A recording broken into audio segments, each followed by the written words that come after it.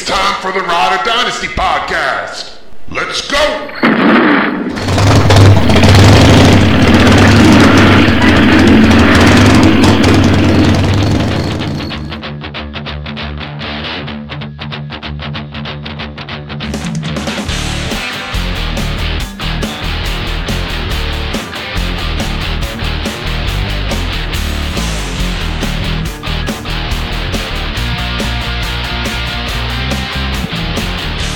Welcome to the Rider Dynasty podcast with Ryan Bickerstaff, JJ Wenner, and your host, Michael Kloss. Hello, Riders, and welcome to the one and only Rider Dynasty podcast. Such a great show planned out today. I am Michael Kloss, your host, and joining me are some of the smartest, most knowledgeable guys in the fantasy football industry. When I say fantasy football industry, I mean my closest circle. You're talking to Ryan Bickerstaff and JJ Wenner. Hi, guys. How's it going tonight? Hey, not too bad. How's it going? Hello from the outside. What's going on? I am extremely excited to kind of get started here.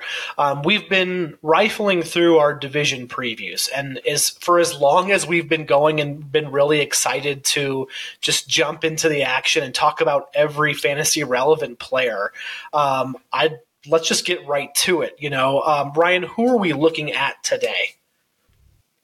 Well, last week, or in the last episode, we covered the NFC West.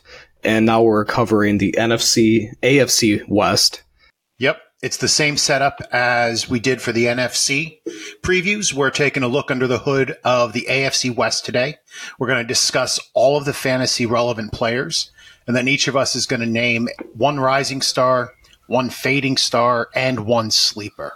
And of course, before we get started, now is the time of the podcast where I love to tell you that you can catch all of our content at riderdynasty.com. You can also find us on Twitter. Our handle is @RiderDynasty. We'd love to hear from you about any of our takes that we have, any kind of the opinions that we might have. Reach out and tell us what you think. So as we always start, I always like to push this right away to Ryan because he kicks it off just so well.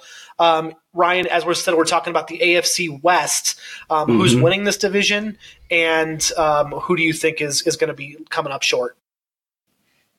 All right, I have the Los Angeles Chargers winning this division. The Kansas City Chiefs they're going to take a step back this year, and the Chargers just have a better defense. I think they're going to eke this one out.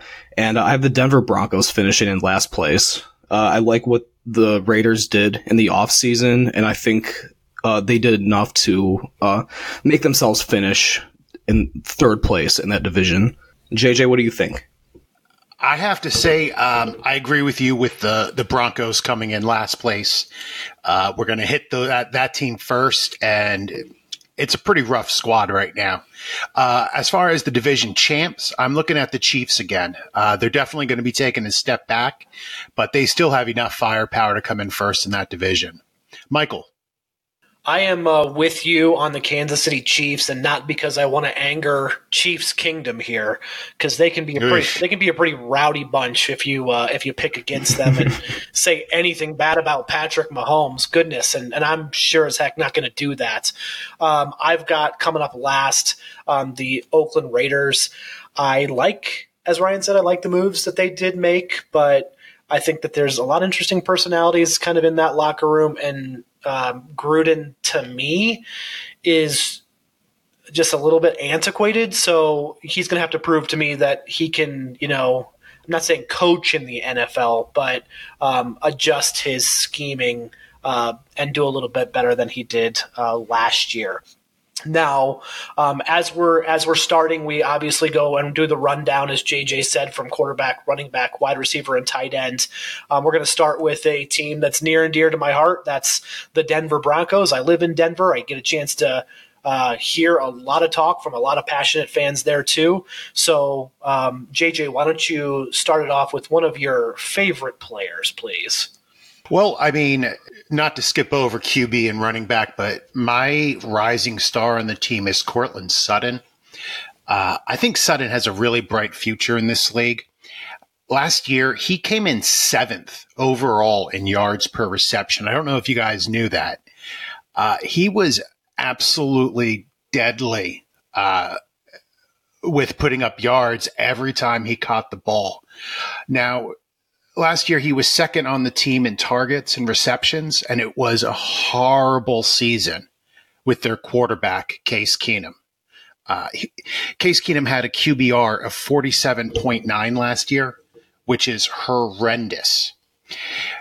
So in my eyes, Emmanuel Sanders is going to take a step back unless he can recover from his torn Achilles in record time. Sutton's going to be number 1 on the team in targets in 2019. I have him projected at 137. Wow. However, I will say this. He needs to increase his catch percentage. Last year, he was at 50%. That's no good. All right. So he has to get that up to 60, 65% in order for him to be, a viable wide receiver 1. I currently have him projected as the wide receiver 16, ahead of Cooper and Cooks, and right behind DJ Moore and Hilton. Sorry, go ahead, Ryan.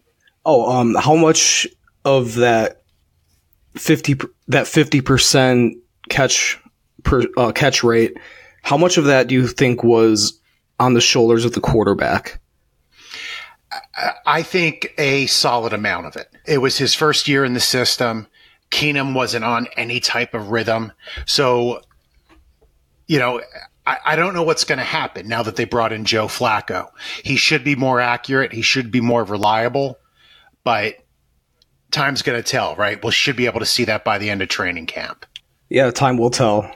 Yeah, you'll hear a lot of fans talk about one of the games that they could have beat the Kansas City Chiefs if just like Keenum would have been accurate. I know that's one game, but that was, a big struggle for that offense.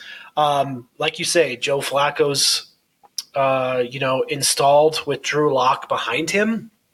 I would guess Joe Flacco puts a stronger season together than Case Keenum was allowed to do. But I'm interested just to see, what Vic Fangio does, because when you draft a quarterback, in the range that Locke went, you kind of want to use him. Denver is so gun shy about their quarterbacks after drafting Paxton Lynch in the first round a couple of years ago. So I'm just interested to see if Flacco struggles, how quickly Locke will kind of jump in there. And I don't know how big the hook is going to be. I don't know what they're thinking with that process, but just quarterback troubles, even though it's a completely new coaching staff and offense, fans are going to let them know they are tired of poor quarterback play. And I'm not really sure they're going to get it this year. It as in good quarterback play. I have Joe Flacco as my fading star. He's been injury prone the last few years. He's just not the same player he was. And even at his peak, he wasn't exactly your go-to fantasy option. So, Flacco to me is on his way out. I think they're going to try to put off the switch to Locke as long as possible, but I'm just not seeing it. I'm not very good at introductions, obviously, because it's always awkward in our introductions with me, and I'm kind of seeing a similar thing for the Denver Broncos this year. Like, their start to the season is kind of rough. They're opening up in Oakland, and then they face Chicago, Green Bay, Jacksonville, and then the Chargers. That could be a tough run. It's a tough run, and this is a team that I think they're just gonna. I think there might be a lot of points from a fantasy standpoint because they're gonna be throwing the ball a lot. I get the feeling. But yeah, I'm kind of seeing Joe Flacco falling off. I'm not really sure if Drew Lock is ready to play in the NFL yet. I like a lot of the players on this team. Well, what do we think about Deshaun Hamilton? What are we thinking about Deshaun? Well, let's get to what do you guys think? Well, I mean, he has potential to be a good player. He didn't do a lot last year, though. So we don't have a whole lot to go on. I'm going to tell you, if you don't mind me jumping in here, he's my rising star. He was targeted at least 8 times in each of the final 4 games this season, right? Had a little bit of a nagging knee injury to kind of go along with that he suffered in week 7 and then still played on, took some time off but played on. I believe that he's just the kind of prototypical wide receiver that can play anywhere, make those tough catches, be a threat in the red zone. I am personally buying everywhere I can where the cost is low. I feel like a lot of people in startups are where you own him, you like him for like a wide receiver 2 potential, but he could totally be an option in a throwaway trade, where you're looking to acquire someone else, and you just kind of throw that type of player into a trade. And I think that that's just great value for Deshaun Hamilton. So I'm really looking to him in a lot of leagues. I know that you JJ, you like Sutton. Yeah, I like Sutton, but Deshaun is my sleeper for much of the reason that you said. He has such a clear path to at least being the wide receiver 3 on the team, if not the wide receiver 2. I mean, he filled in nicely, like you said, for Manny over the last 4 weeks of the season. But are there any of these other wide receivers that we're excited about? I've heard some things about Juwan Winfrey. There's Tim Patrick, River Craycraft. As far as receivers, no. If we can move along to running backs, go for it. I actually like the backfield they have put together in Denver right now, and my sleeper is Royce Freeman. I'm predicting a step down from Phillip Lindsay. I just can't shake the feeling that last year was his ceiling, and it's just going to be downhill from here. I think he still has another good season or 2 left in him, but Freeman is a second-round pick, and he wasn't bad last year. Over 500 rushing yards, 5 touchdowns. He was all right, and I think that his role is going to increase this year, and we're going to see. You kind of glossed over Phillip Lindsay, and I think the 3 of us need to have a heart-to-heart about Phillip Lindsay. So I don't know that he's somebody I want in Dynasty. Obviously I think that we're impressed that he was an undrafted rookie, that, he set all kinds of records too. But let's talk about this. There are 2 things that I'm looking at, and tell me if I'm crazy, JJ, and then I'll kind of follow up after you give me the straight answer, right? Durability. And as Ryan mentioned, Royce Freeman. Are those 2 crazy options? I think that's pretty level set, right? Yeah, but I don't think Phillip Lindsay isn't durable. Now, I am a little bit concerned over his lingering wrist issue that has seemed to have spilled over into the offseason. But, he played in 15 games last year, which is pretty solid for a running back, and it was 1 more than Royce Freeman. So I'm not necessarily questioning Phillip Lindsay's durability. So then, obviously, we're looking at Royce Freeman. Now, to kind of go against what I was saying, if you look at the type of season he had, again, according to FF Statistics, shout out to them, he averaged 0.49 points per snap. Okay, that was actually 3rd in the league, behind Melvin Gordon and Alvin Kamara. So if you look at kind of his ADP and you kind of see where he's going, right, around like the 4th round of Dynasty startups, that's a little bit too much for me. Using that, again, that snap count of, almost a half point per snap, you could project him somewhere in the neighborhood of like the RB16 to RB20. Let's play the game of who would you rather have, again, around that range. Ryan, would you rather have Josh Jacobs or Phillip Lindsay? Josh Jacobs. JJ, would you rather have Sony Michel or Philip Lindsay? Sony Michel. Ryan, this is a good one. You ready? I'm ready. Leonard Fournette or Philip Lindsay? Give me Philip Lindsay. Okay. I'd probably still take Fournette there. And then finally, JJ, Marlon Mack or Philip Lindsay? Holy crap. I don't like Mack, but so I would probably take Lindsay. So, at least, again, around that spot, you'd at least take two players. That actually surprises me because I'd probably take all four over Philip Lindsay. But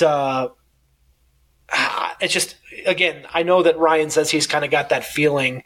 I'm just not prepared in a more of a timeshare to take what is probably going to be your RB2 at that point, depending on what kind of type of league it is. I know that that's not super flex, but still, I don't know that I'm really willing to make that investment in this backfield. Maybe he'll do well. I'm just not willing to put my chips on him.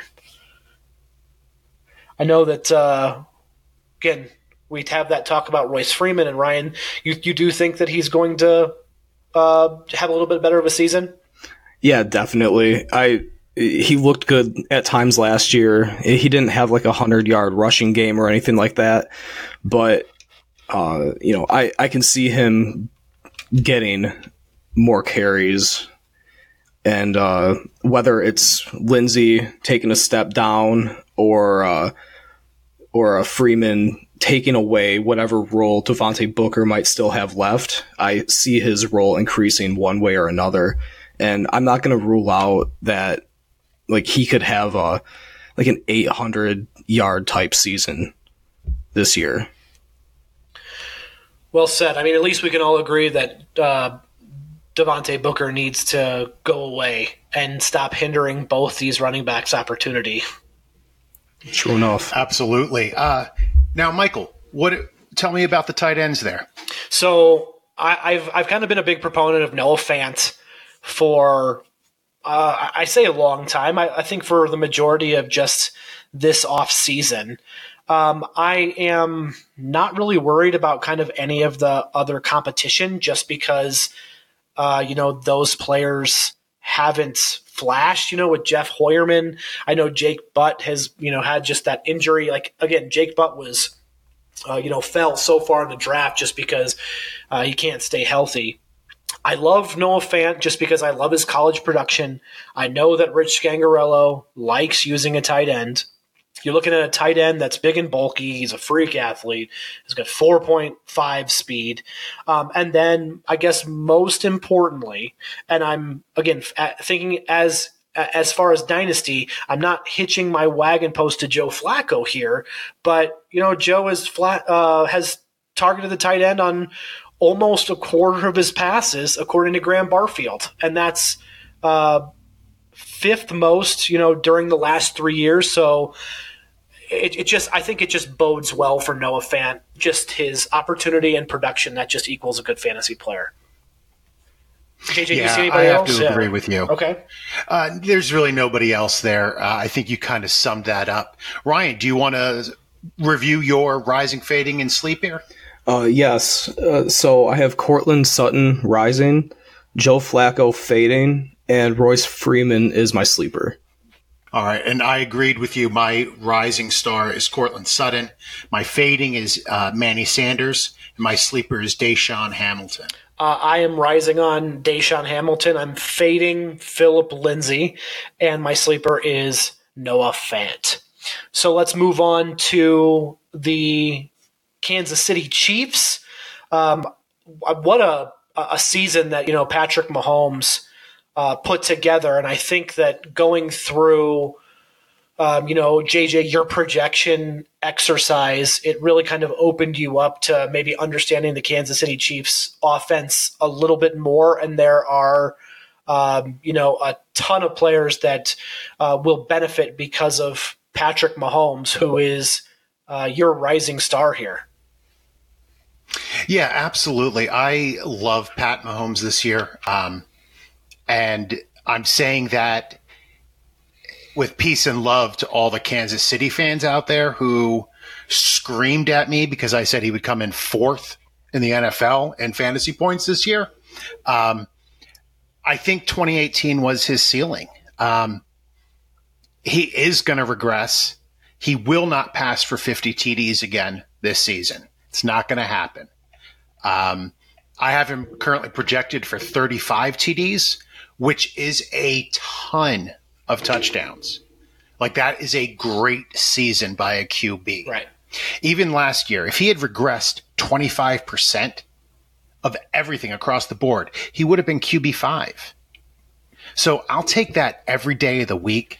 And like I said, if that's his ceiling, he is going to have a beautiful career. If you're in a single QB league, it's good to have him, but you might want to trade him. But if you have him in a super flex league, hold on to him like he's gold.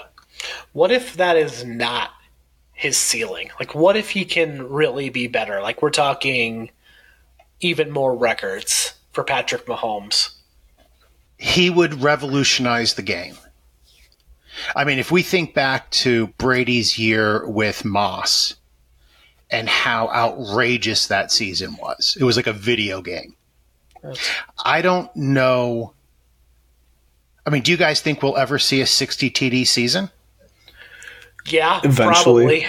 probably. Only just because there's going to be rule changes in some way. I don't know that it'll happen in the next 3 years, but yeah, I think someday it will. And who else better to have it than Patrick Mahomes? But again, he's such an exciting player, and I can definitely see why he is, your rising star there.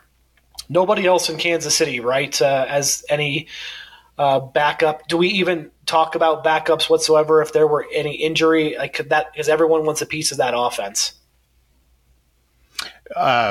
If there's another QB, it's not going to be the same offense. So okay, I don't even want to say it.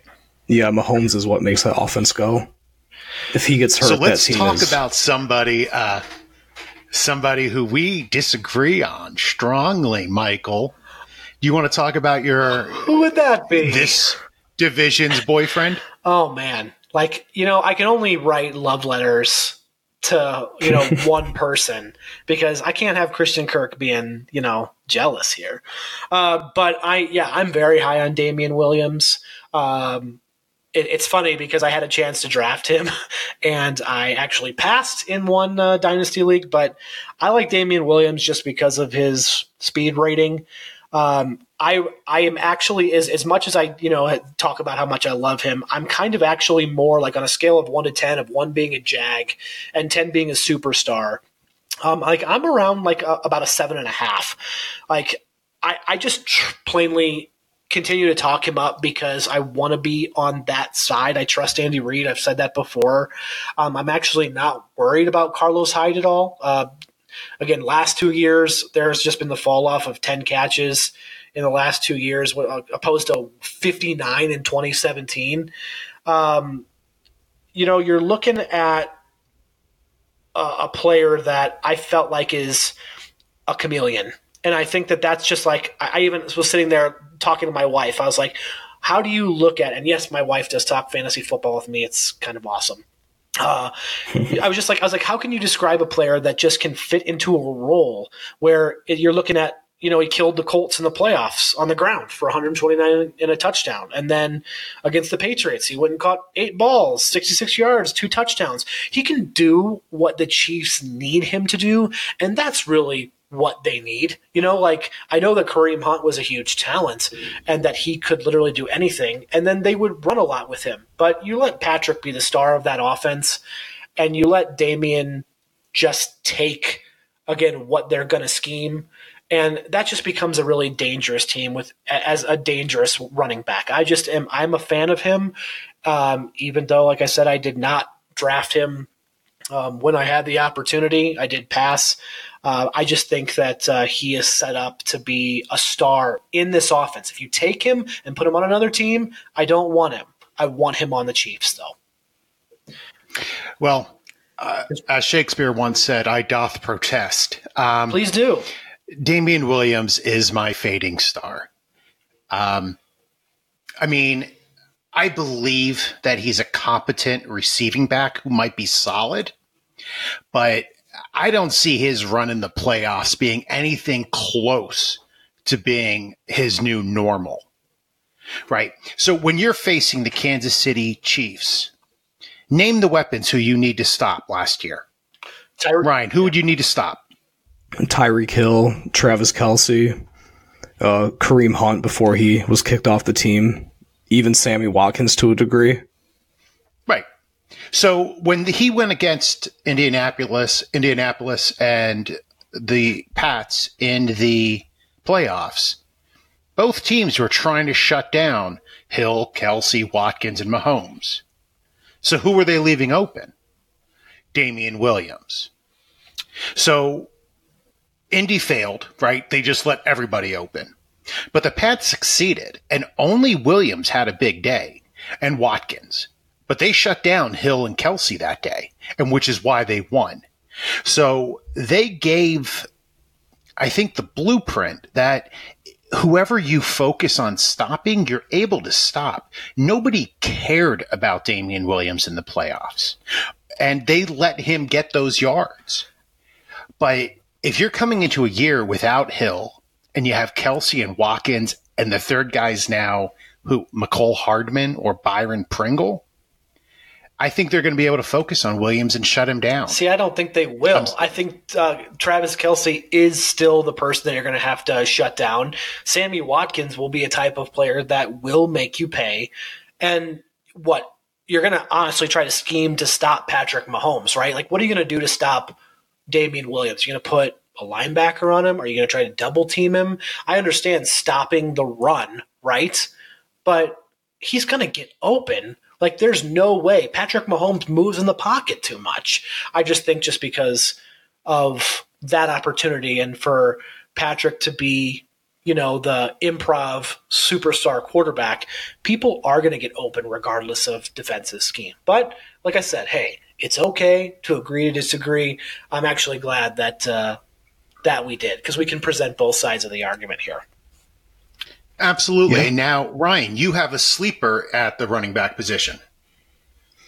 Yeah. So you guys disagree on Williams. I tend to agree more with JJ. I am not a Damian Williams fan at all. How dare you, sir?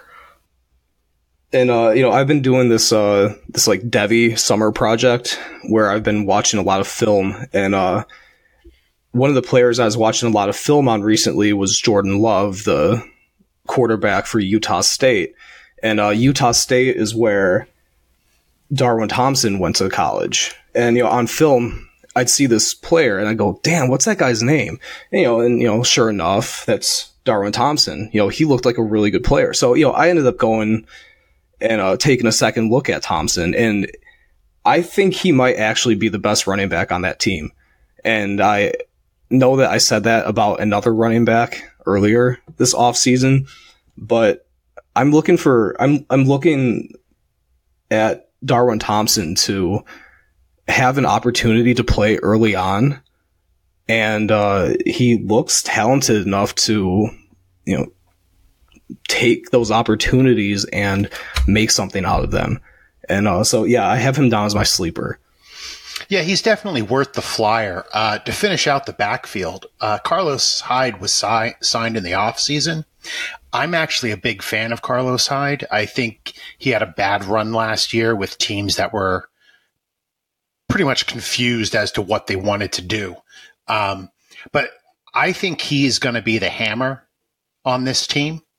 I project him right now to get about 140 carries. So I don't have him ranked super high, but keep an eye on him, especially if Damian Williams starts to falter and Darwin Thompson does step up, where Carlos Hyde can become the primary running option on that team. Gross, dude. No, absolutely not.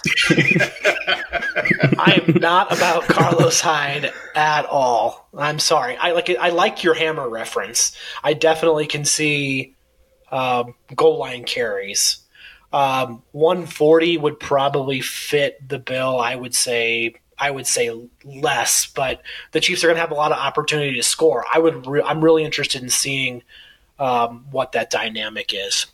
When you're looking at the running backs and now wide receivers that are going to have to step up in this offense because they certainly need it. I don't know that I need enough explaining on my fading star of Tyreek Hill. It is interesting that Nate Taylor of The Athletic is reporting that Hill is in line for a suspension of 4 games max. So I think that's big news for Chiefs fans. But we've gone through this ad nauseum that I think all three of us aren't exactly up on the risk with Tyreek Hill. And I know a lot of people have been selling him just because there's such a wide range of outcomes. Let's look at kind of some of the other wide receivers, probably in Tyreek Hill's absence. Sammy Watkins is one to kind of jump up to that wide receiver one, right, JJ? Yeah, actually, Michael, if you don't mind lowering the lights a little bit. Ooh.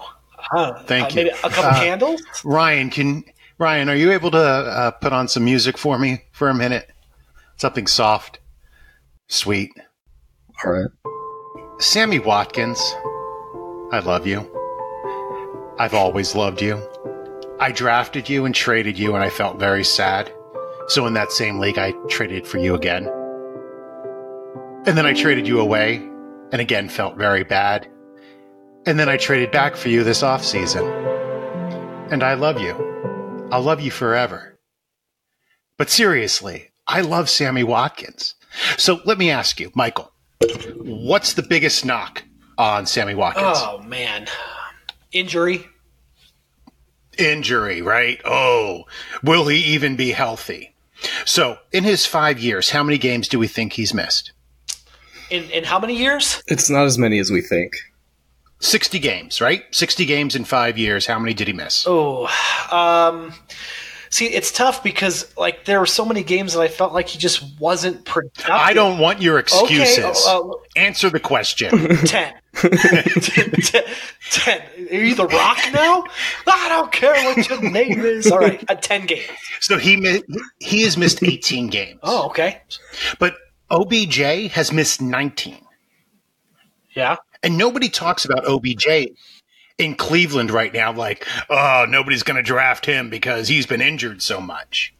Julio Jones missed 15 games in his first 5 years, suffering the same types of injuries as Watkins did. Does anybody worry about Julio Jones missing a ton of time anymore? No, he worked through it. Because he can go out and have a 200-yard receiving day at any time. Sammy Watkins can't. Sammy. Oh, you wait. Sammy Watkins just turned 26. He has at least six glorious years left on my team. And until you trade him again, right? I will never trade him again because my heart has ached too much. But you can tell me he's not talented, but just don't feed me the injury nonsense as a reason to not draft him.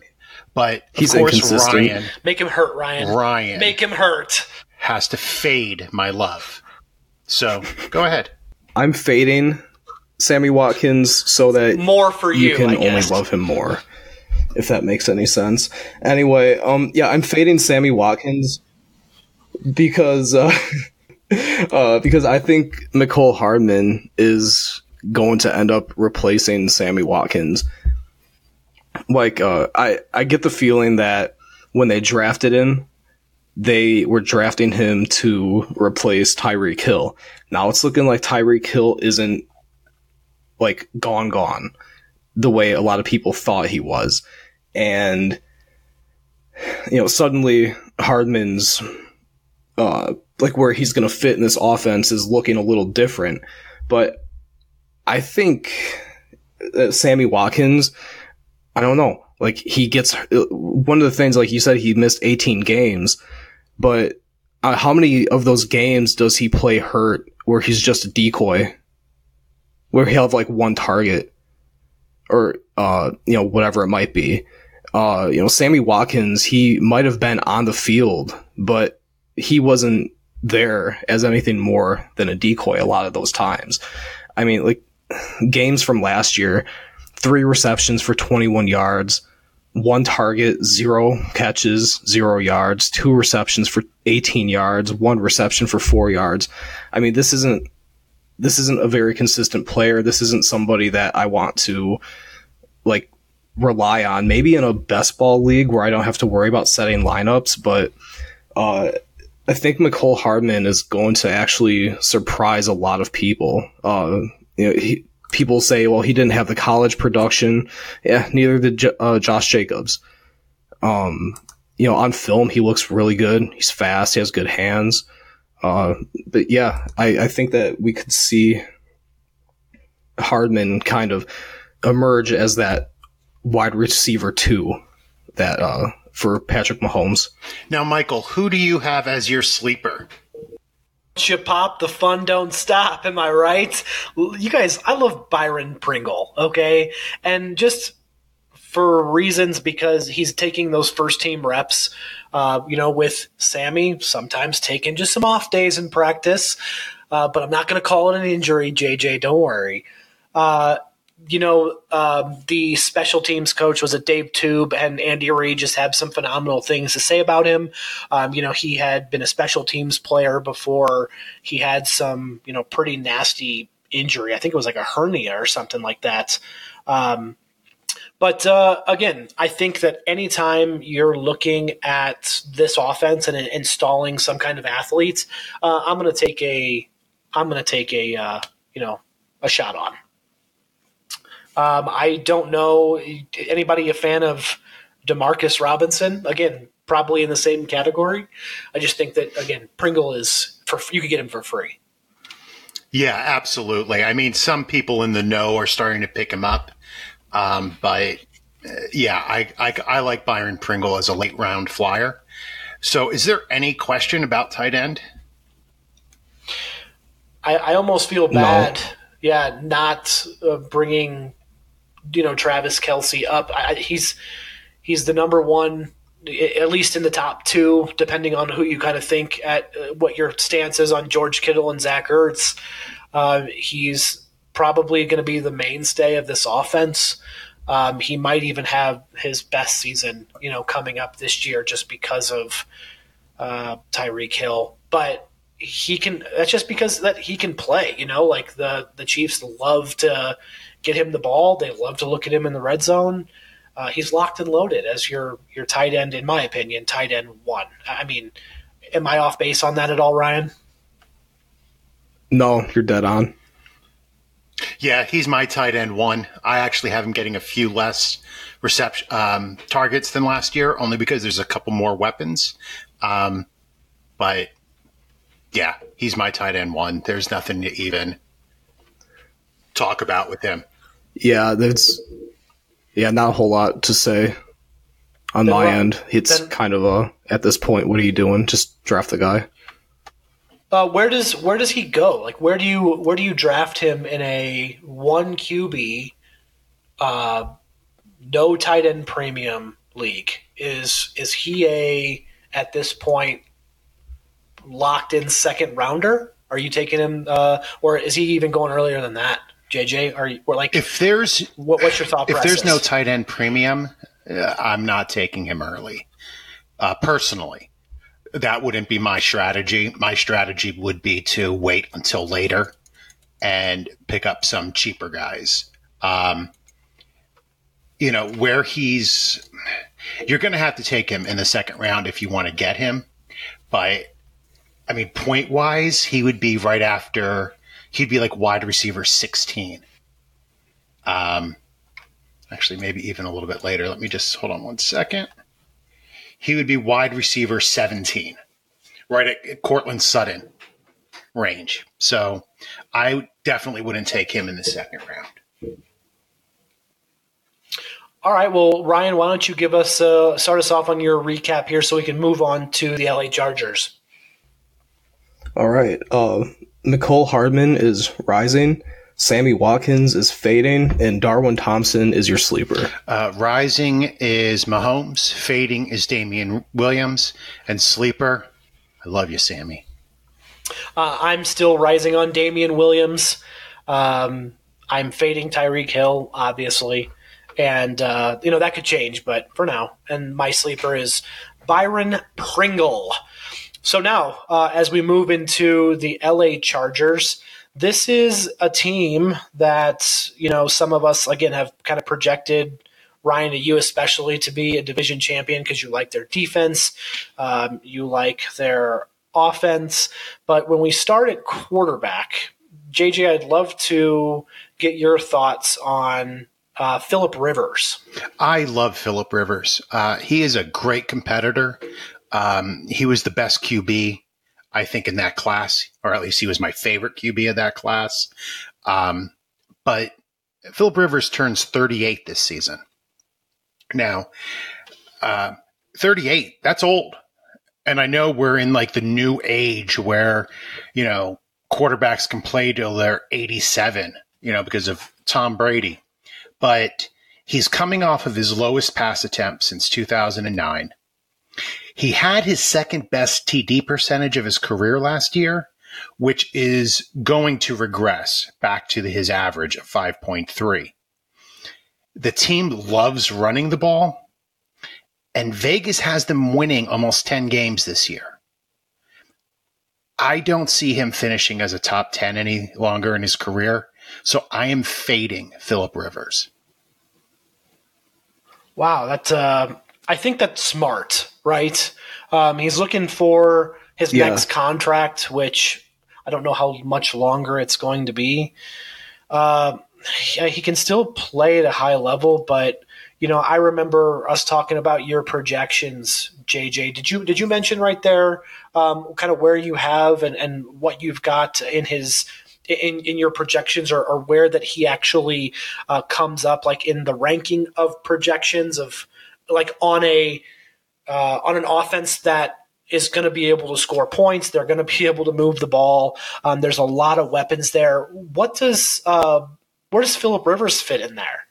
I have him as QB 14. So he's actually, it's kind of old guy row. It's Tom Brady, Ben Roethlisberger, and then Phillip Rivers. And a couple spots behind is Drew Brees. So I have those guys all grouped in that top half of the league, but in that bottom part of the first half. If that makes sense. No, it does. It does. Yeah. It's interesting that they didn't draft another quarterback.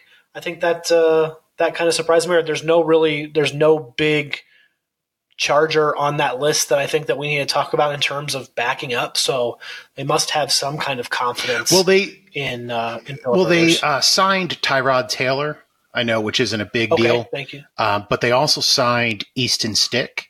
They drafted him in the 5th round.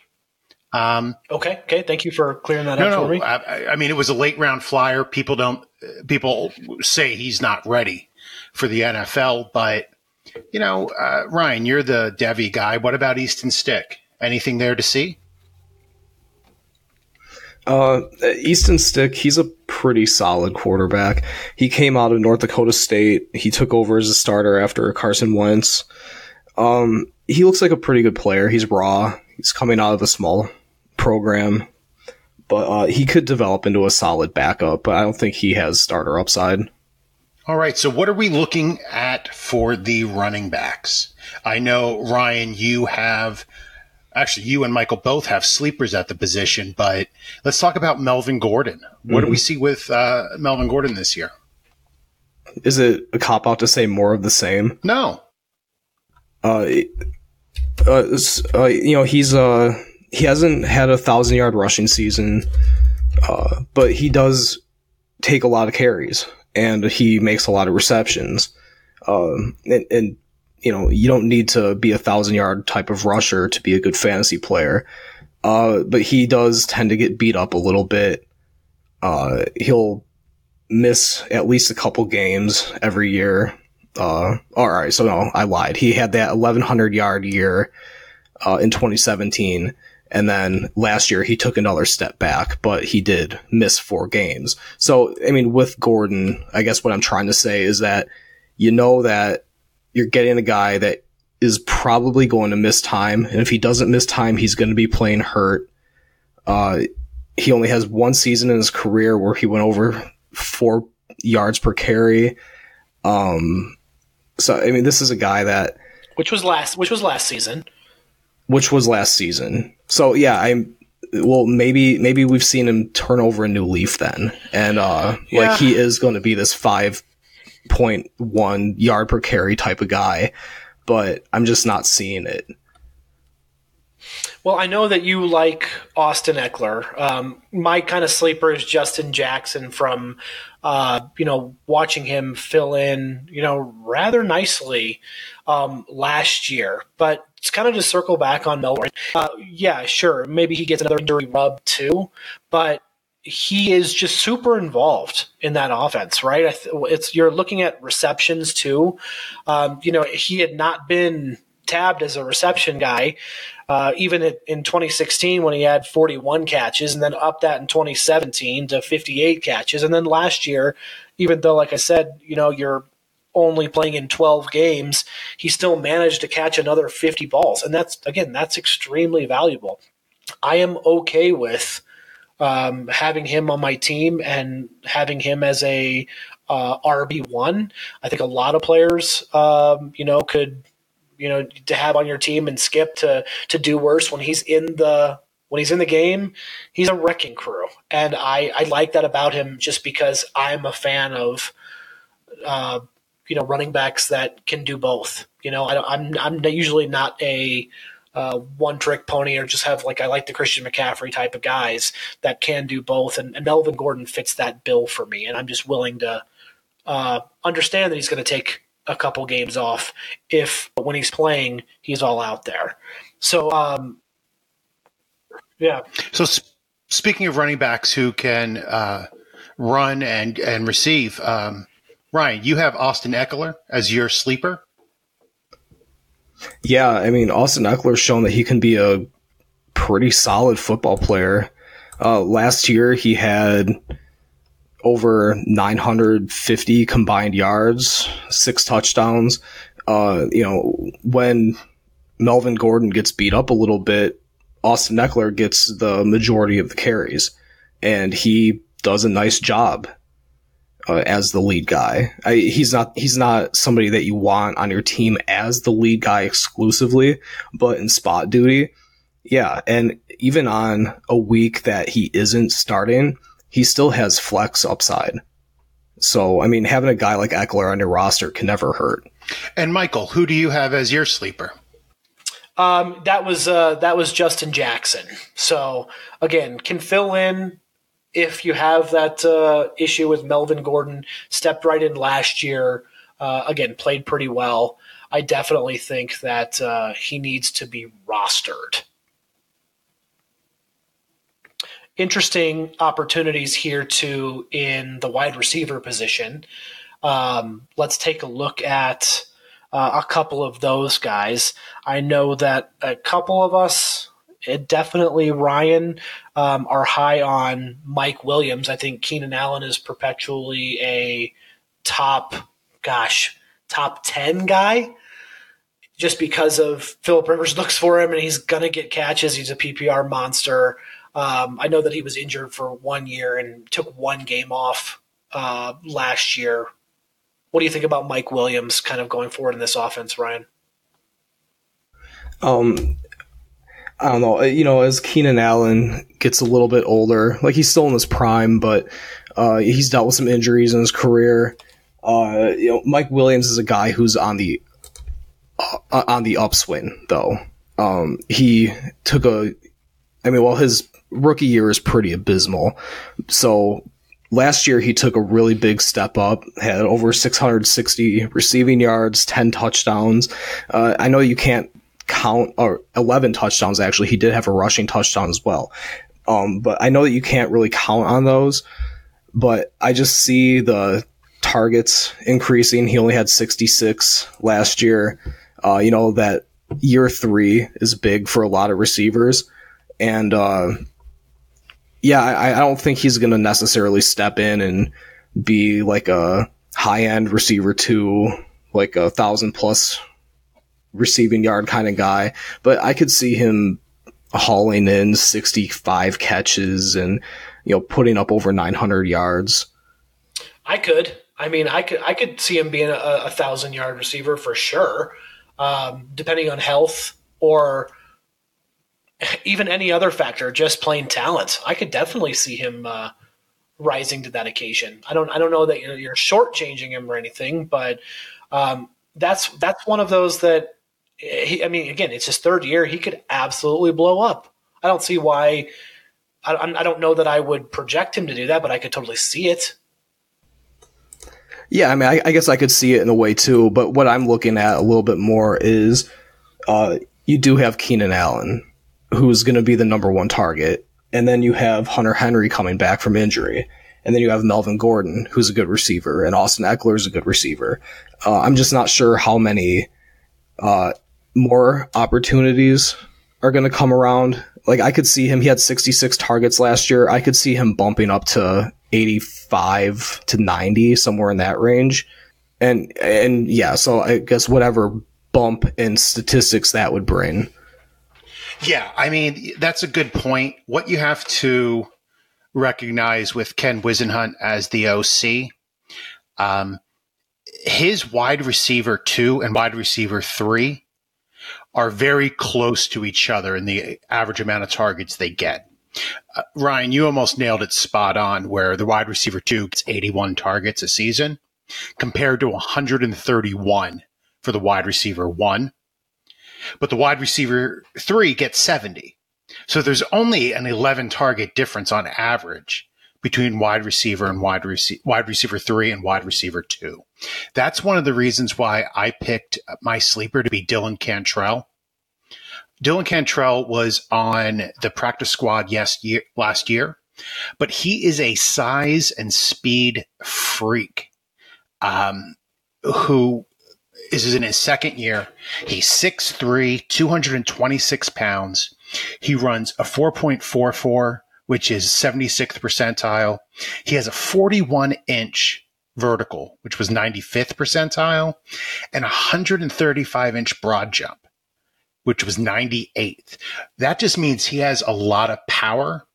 He's tall. He can go up and his only real competition for the wide receiver 3 position on the team is Travis Benjamin.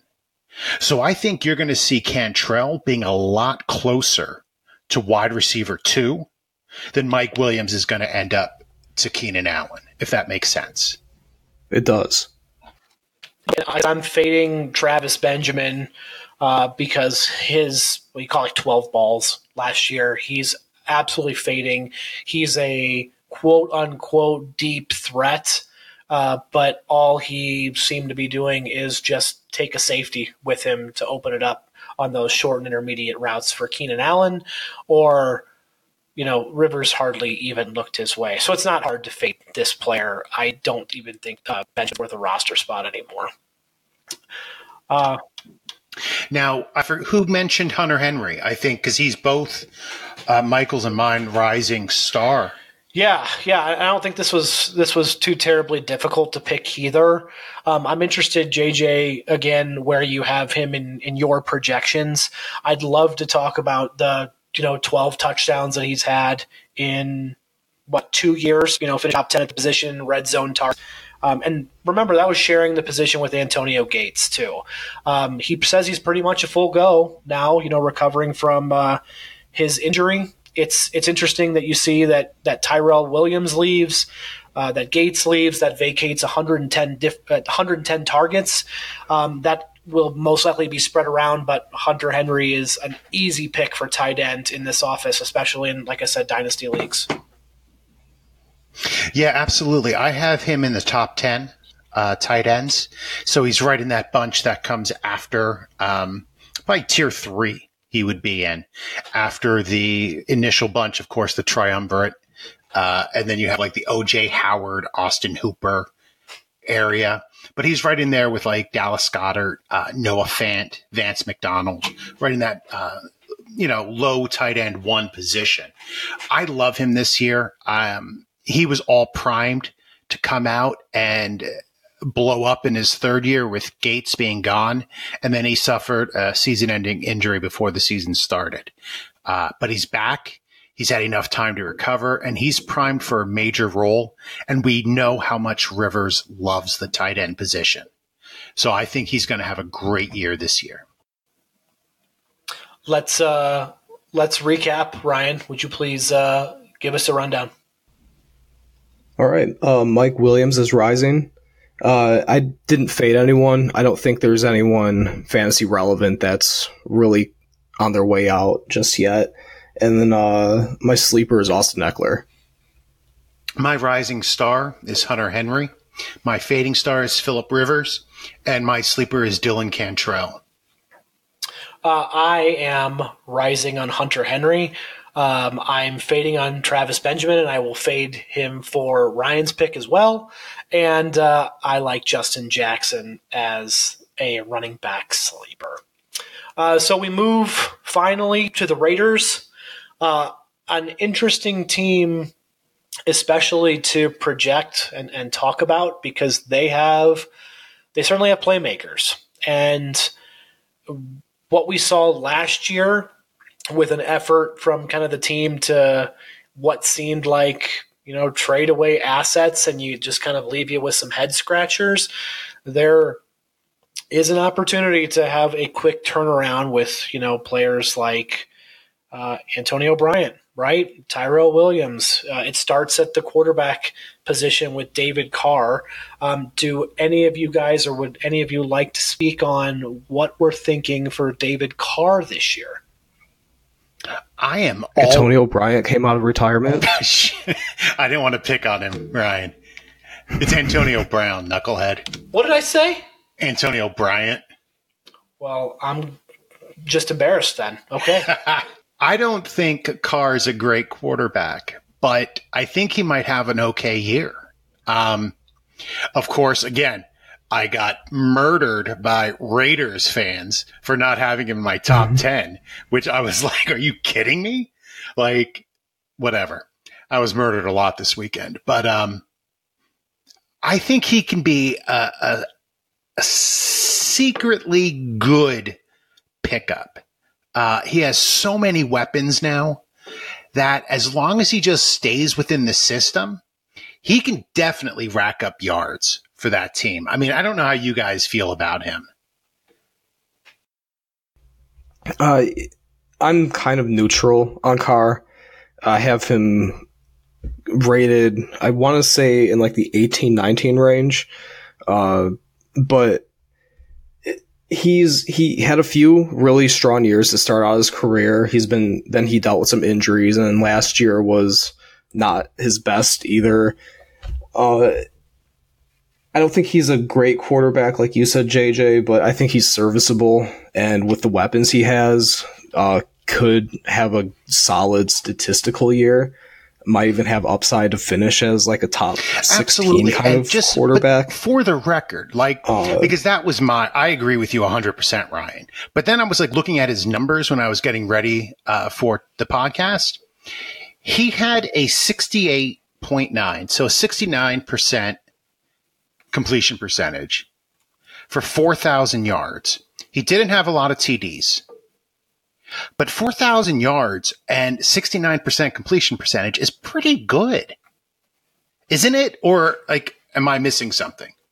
No, that is good. Completion percentage doesn't get you fantasy points. You're absolutely right. But having the weapons who are catching those balls might, right? I mean, last year, definitely. I think there's a lot of points to go around. Last year it was Jared Cook, Jordy Nelson, Seth Roberts, and, Amari Cooper for the first 6 games. So it's not like they had a lot of weapons to get him yards after the catch, right? I don't know. I think he might have a secretly, sneakily. I don't know if sneakily is a word, but he might have one of those good years. It is now. Where are we at with running backs? If your name isn't Josh Jacobs, I'm not feeling it. But I am very high on Josh Jacobs. I think he's going to come right into the NFL and be a very solid player. I mentioned earlier that he didn't exactly have the production in college, but he was also, at Alabama, there's also always a logjam at running back. Like, he split carries with Damian Harris and Najee Harris last year. So he's going to come in and be he's going to be a game changer for that offense, because they kind of struggled running the ball in 2018, and he's going to bring that element. And I think that could actually help Carr out a lot too, where he's able to go out there and have that running back to rely on that, can get in there and, get those tough yards and, make those catches out of the backfield. I think he's going to be a very valuable weapon. Yeah, he does. I agree. I have him as my rising star as well. Between Marshawn Lynch and Doug Martin last year, they had 262 carries. Gruden loves feeding his running back one, so I don't see any reason why they won't feed Josh Jacobs this year. He should be able to step right in and have a solid floor in a Gruden run offense. I'm a little bit worried about Jalen Richard cutting into his receptions, but we'll see. We'll see what happens. Anybody else who else is in that backfield? Doug Martin is still there. Chris Warren is a guy who I liked. They liked him. Yeah, he was a darling. He was. And then he got injured and he went on IR, I think, last year for the season. So I think he might step into that Doug Martin role. But he's just not the new hotness anymore. He was a sexy pick that a lot of people wanted to grab, and it's kind of the reason why I'm fading all running backs, not named Josh Jacobs, is another way to essentially say that he's my rising star, but a little way to cheat there. Yeah, so let's go. We're pretty much done with running backs. Let's talk about wide receivers. Who do we like at the wide receiver position? We have Antonio Brown, Tyrell Williams. Where are you at, Michael? Good old Antonio Bryant, huh? I should have just gone full bore and just been like David Carr and Antonio Bryant, just wrecked every name and just made all those Raiders fans. I am so Brandon sorry. Jacobs. That is just embarrassing. just absolutely kill it. What can you say about Antonio Bryant? Right? When was the last time that he had under 1,000 yards? Which is funny to say 1,000 yards because he's consistently, 1,200, almost 1,300 last year, 1,500 the year before, almost 1,300 the year before, 1,800 the year before that in 2015. He's a superstar, and I think that he can still play at that level. Even though you sour with Ben Roethlisberger knew that you get him the ball. He had, the special connection with him and special audibles to get Antonio, streaking it, just looking off one safety, and then he could go. He had a couple games where he just obliterated some defenses.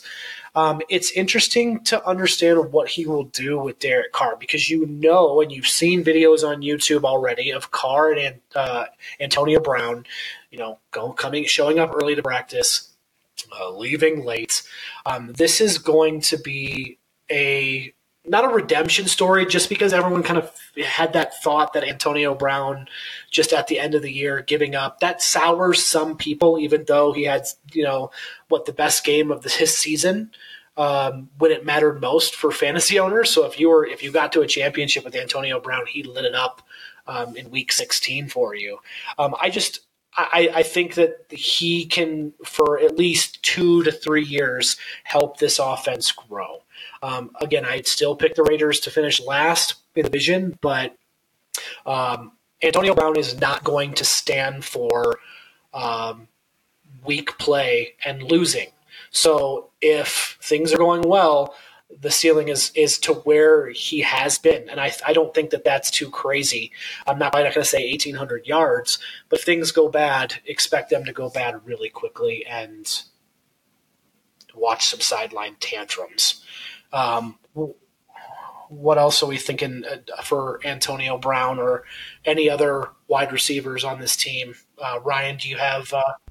To answer your question, the last time Antonio Brown had less than 1,000 receiving yards was 2012. He played in 13 games and had 787 yards on 66 receptions. But anyway, Antonio Brown, he's great. Michael, you covered everything with him. But I'm fading Tyrell Williams, who was brought in to be Brown's sidekick. He's just been on a decline. He had that one good season in 2016. He had 1,059 yards, 7 touchdowns. He 69 receptions. It's a pretty good year, but it's just been downhill after that. Last year, 653 yards on 41 receptions. Maybe the targets will be there in Oakland, but I'm not seeing it. And one of the reasons for that is Hunter Renfrow, who I thought was a very sneaky good draft pick. Renfrow, if you look at his college numbers, he wasn't the most dominant receiver by any means, but the dude can ball out. And he always saved his best game for Alabama. He just, something about Hunter Renfrow, he just played the best against the best schools. And, that's something I like to see in a player for when they go in the NFL. I could see Renfrow emerging as a high volume target in Oakland as soon as this year. And, I could see Tyrell Williams losing a lot of targets to Renfrow and, a certain rookie tight end who we'll get to in a little bit. But, outside of that, I'm not really loving any of the other receivers on this team. What do you guys think? Looking at them, there's Keelan Doss, who's been getting some buzz, J.J. Nelson, Ryan Grant, Marcel Aitman. The only person I'm willing to throw a dart at would be Keelan Doss, hoping that he finds some type of home. But for the most part, I'm outside of A.B., Hunter Renfrow, and Tyrell Williams, I'm staying away from this. Michael? Yeah, I think, Ryan, it seems like what you're also kind of trying to say was Antonio Brown is going to just command a ton of targets. And not that they're going to be a one-trick pony. It's going to be tough to feed that ego a little bit. I hope I'm not looking too much into it. I just see Antonio Brown walking into Antonio Bryant walking into a new team and just asking for the ball. AB is going to do it, and he's going to be successful. So it is him. All right, so at tight end, my sleeper is Darren Waller. Now, I don't think he's a sleeper anymore, but I really don't know how much I trust him, but I don't think there's a lot of sleepers on this team. I picked him up in a rookie draft when he came out. I held on to him for a few years, but cut him. Unlike Sammy Watkins, I didn't pick him back up again. But he's been on IR and missed a season. He's had a 4-game suspension, a 1-year suspension, all for substance abuse. He's been on practice squad. And all of a sudden now he's going to be the guy at tight end. He's a tweener, right? He was a wide receiver, like a big-bodied wide receiver, who they say is finally developed. Matt Waldman liked his potential, I should say, coming out of college, but he didn't really perform in college. He hasn't performed in the NFL. So although he's my sleeper, I'm not high on him. Anybody else high on anyone as a tight end? Yeah, I actually like Foster Moreau. I think that I've heard positive things about Moreau during the offseason too, coming out of Oakland. So he's definitely a name to keep an eye on, just because that tight end room is thin, and Moreau is a pretty good player. He's very athletic, has good hands. I think he he could be a sleeper on this team too. Now, Michael, you went in a different direction with sleeper. I'm so out of my element here, JJ. It's not even funny. You're going to have to give me an assist here. But we're doing an IDP league for the first time, and I thought I'd kind of just jump into that. I know that at the time, was it Clelin Ferrell's draft selection was, mocked a little bit, but the Raiders got their guy. There's a couple other players I like Brandon Marshall because I've got a chance to watch him up close for a little bit. LaMarcus Joyner is now with the Oakland Raiders. I don't know how well, they can kind of give you some points. I know, JJ, you told me at one point, let's kind of wait a little bit on, cornerbacks. I know that that's not Joyner's position, but I would love to see I would love to get some Raiders on my team just because they might be on the field a little bit. Yeah, you're not that far off. Okay. I think Farrell's going to get a lot of snaps, which is what you look for in a defensive end, any defensive player. You want them on the field. I think Brandon Marshall's going to get a lot of snaps for them, as well as Vontaze Burfict. If he's healthy, I would sign Vontaze Burfict on my team in a second, even though he's, a loose cannon. But for my fading star, and I know this is a little bit out of the ordinary, I loved a lot of the signings that the Raiders did. I actually thought they had a very clear plan this offseason, and they seemed to follow it with going with high character guys like Clelin Ferrell, Josh Jacobs, just high quality guys. But then they signed Richie Incognito, who, if I'm going to be kind, is a violent, racist a-hole who has severe mental illness. He should not be allowed in the league right now. And the fact that the NFL allowed somebody who has showed such severe mental issues is a disgrace, considering what the head injuries are doing to players. So I just wanted to kind of say that, and I know it's like a little bit of a soapbox thing. I apologize, but that really upset me seeing him get signed on a team. It certainly was surprising, given his history. And unfortunately, this is kind of the world that we live in. If you need to fill a gap with a player, and your football talent sometimes is, more of the deciding factor versus your personality or sometimes your violent history. That's too bad. That's kind of a little bit of a black mark, but the black hole will also embrace him. I do think kind of everybody, America loves to give second chances. So hopefully that he can clean it up in some way. That's a good way to end it. Ryan, do you want to give us a recap? So Josh Jacobs is my rising star. Tyrell Williams is the fading star, and Hunter Renfrow is a sleeper. Look out for him. My rising star is Josh Jacobs. My fading star I just ranted about. And Darren Waller is my sleeper with a question mark. I am rising on Antonio Brown, fading any running back not named Josh Jacobs. And one of the IDP players, Farrell, Marshall, maybe Joyner, Burfict, as JJ mentioned, could be a great sleeper.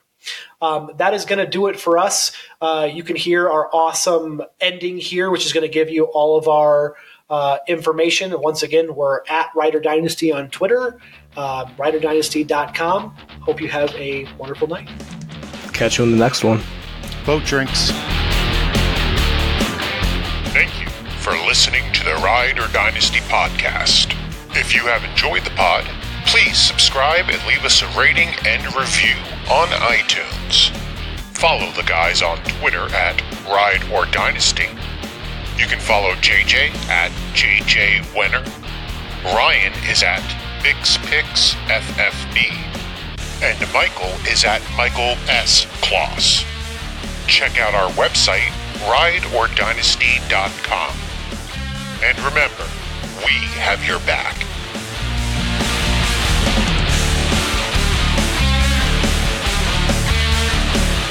Your reputation far exceeds your skills, Mammy Rammer.